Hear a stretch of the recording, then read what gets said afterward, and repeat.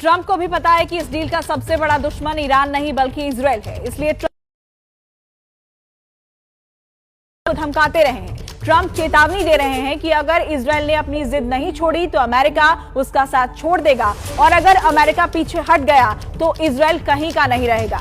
आखिर इस डील में ऐसा क्या है कि दोनों की दोस्ती में इतनी बड़ी दरार पड़ गई है कि ट्रंप और नेतन्याहू के बीच तलवारें खिंच गई है।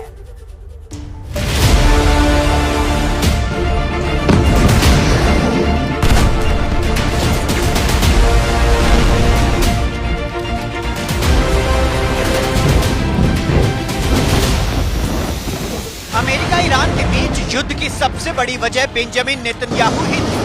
ट्रंप को युद्ध में उतारने के लिए नेतन्याहू ने ही पुश किया, उन्हें इस बात का भरोसा दिलाया कि ईरान एक हफ्ते से ज्यादा युद्ध में नहीं टिक पाएगा। लेकिन नेतन्याहू की कैलकुलेशन गलत साबित हुई और ट्रंप इस दलदल से निकलने के लिए छटपटाते रहे। इस युद्ध के जरिए नेतन्याहू ने कुछ टारगेट सेट किए थे: ईरान का परमाणु कार्यक्रम खत्म करना, ईरान का मिसाइल प्रोग्राम बंद करना, ईरान में रिजीम चेंज करना, लेबनान सीरिया में ईरान के सहयोगी हिजबुल्लाह हुती को कमजोर करना। לא היום ולא מחר. כל עוד אני ראש ממשלת ישראל, זה לא יקרה.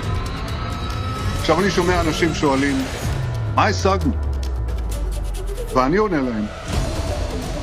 ट्रंप के साथ हुई डील में ईरान परमाणु कार्यक्रम रोकने के लिए राजी हो गया है, लेकिन नेतन्याहू को ये डील पसंद नहीं आ रही है। वो अब भी इस जंग को जारी रखना चाहते हैं।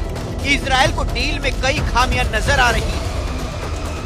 We have a challenge with this MOU because it doesn't cover some of the issues that we care about, like, for example, the ballistic missile threat or the support of Iran to the proxies, and it remains to be seen whether this temporary ceasefire for 60 days is going to deliver the final deal that the United States is seeking on the nuclear file. Now, Netanyahu की कोशिश America की मदद से Iran को पूरी तरह बर्बाद करने की थी, लेकिन 4 महीने बाद इजराइल अपना कोई भी लक्ष्य पूरा नहीं कर पाया।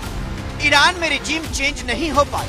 अली खामेनेई की जगह अब उनके बेटे मोज्तबा खामेनेई सुप्रीम लीडर बन गए। ईरान के सहयोगी संगठन खत्म नहीं हुए, उल्टा हुती और हिजबुल्लाह लगातार इजराइल को चैलेंज दे रही है। ईरान अपने मिसाइल कार्यक्रम को रोकने को राजी नहीं हुआ, उल्टा अमेरिका ने इसका समर्थन कर दिया।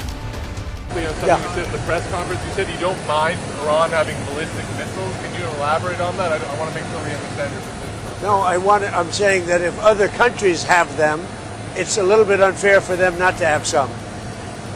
A ballistic missile is not the same thing as what we're talking about when we talk nuclear.